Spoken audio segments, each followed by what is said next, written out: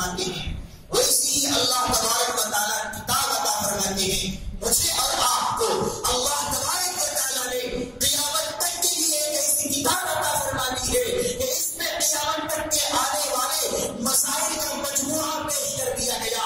اب اس کلام پاک کے علاوہ کسی اور کلام کی ضرورت نہیں, اس قرآن کے علاوہ کسی اور قرآن کی کسی اور کتاب کی ضرورت نہیں. یہ نقل اور مانن اللہ تبارک و تعالیٰ نے قیامت تک کے لیے پیش کر دیا. اس میں ساری چیزوں کا حل, سارے مسائل کا حل اللہ تبارک و تعالیٰ نے پیش فرما دیا.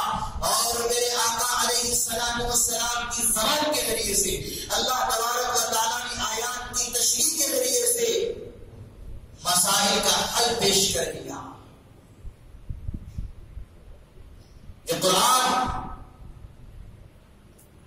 رہتی دنیا تک کے لیے سرچشمہ ہدایت ہے. چاہے نکاح کا مسئلہ ہو, چاہے طلاق کا مسئلہ ہو, چاہے خلا کا مسئلہ ہو, چاہے لین دین اور کاروبار کا مسئلہ ہو, کسی کے ساتھ دوستی اور دشمنی کا مسئلہ ہو, چاہے حکومت اور بھائی چارگی کا مسئلہ ہو, اتحاد اور الیکشن کا مسئلہ ہو, جو بھی مسئلہ ہو اللہ تبارک و تعالیٰ نے اس کلام پاک کے اندر کہیں صراحتاً تو کہیں اشارتاً بیان فرمایا ہے.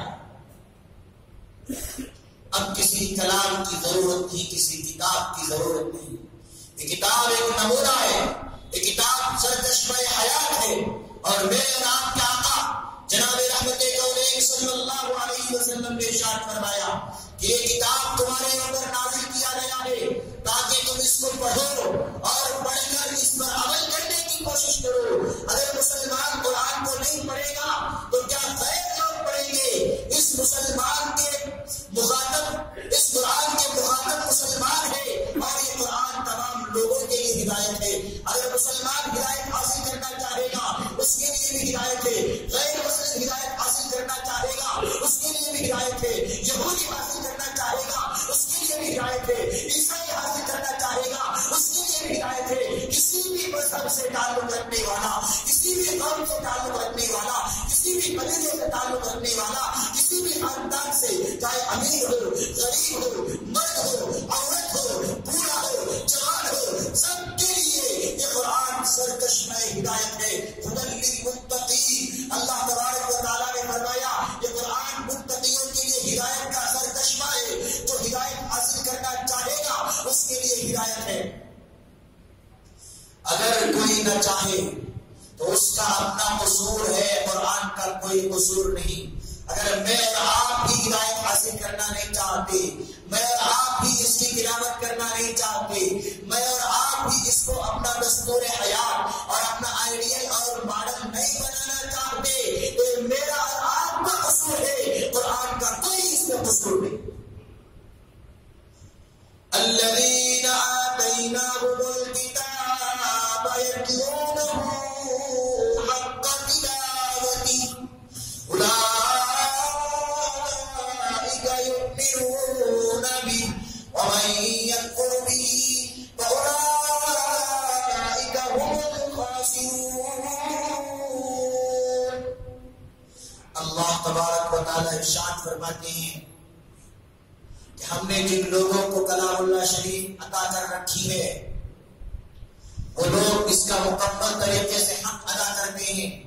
اولئک یؤمنون بہ, وہی لوگ پکے سچے مسلمان ہیں. یہ آیت چیخ کر مسلمانوں سے مطالبہ کرتی ہے, کہتی ہے کہ جہاں اس قرآن کا حق تمہارے اوپر تلاوت کرنا ہے, صبح شام اس کو پڑھنا ہے, وہیں پر یہ بھی ضروری ہے کہ اس قرآن کے احکام پر چلنے کی اور اس پر عمل کرنے کی تم کوشش کرو. ہم نے نہ اس کو پڑھنا سیکھا اور نہ اس پر عمل کرنا سیکھا, نہ ہمارے دل و دماغ میں یہ بات آتی ہے کہ کلام اللہ پر پڑھنا بھی چاہیے, کلام اللہ کے احکام پر عمل بھی کرنا چاہیے.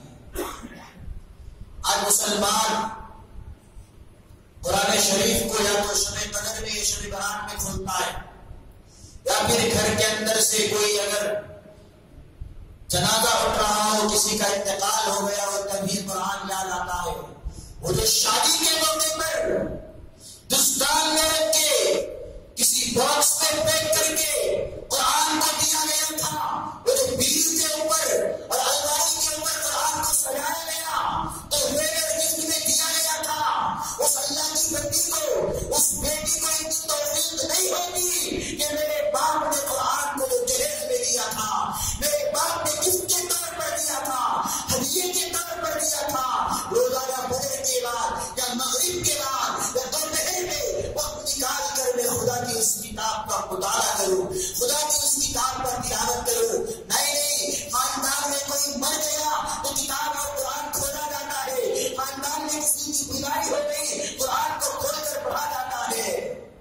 شب برات آیا تو پڑھیں گے، شب قدر آیا تو پڑھیں گے، اس کے علاوہ مجھے اور آپ کو توفیق نہیں ہوتی کہ کلام اللہ پڑھنے کی بھی کتاب ہے۔ کوئی بیمار ہو گیا چلے گئے امام صاحب کے پاس، کوئی بیمار ہو گیا چلے گئے اس کے حضرت کے پاس، کوئی تعویذ لکھ کر کے دے دیجیے، کوئی آیت پڑھ کر بند کر دیجیے۔ کیا قرآن بس اسی کے لیے رہ گیا؟ جہاں قرآن کی آیت پڑھ کر دفن کر دینے سے شفا ہوتی ہے قرآن شفا بھی ہے، قرآن ہدایت کا ذریعہ بھی ہے، لیکن وہی بہت ضروری یہ چیز ہے کہ قرآن تلاوت کے لیے نازل کیا گیا تھا، قرآن کے احکام پر عمل کے لیے قرآن کو نازل کیا گیا تھا۔ قرآن خود اپنی زبان بیان کرتا ہے۔ ماہر القادری کا یہ شعر تاقوں میں سجایا جاتا ہوں، مسلمانوں کی حالت بیان کر رہا ہے خود قرآن۔ تاقوں میں سجایا جاتا ہوں، آنکھوں سے لگایا جاتا ہوں، تاقوں میں سجایا جاتا ہوں، آنکھوں سے لگایا جاتا ہوں، تعویذ بنایا جاتا ہوں، دودھوں کے پلایا جاتا ہوں۔ آج کلام پاک کو صرف ان مقاصد کے لیے ہم نے استعمال کیا۔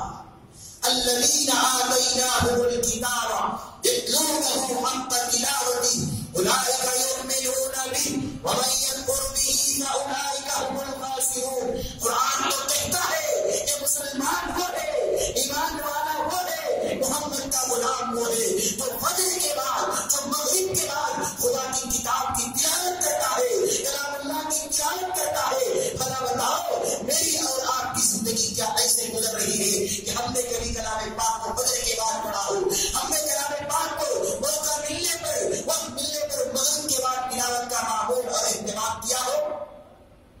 قرآن کہتا ہے محمد کا غلام اور شریعت پر چلنے والا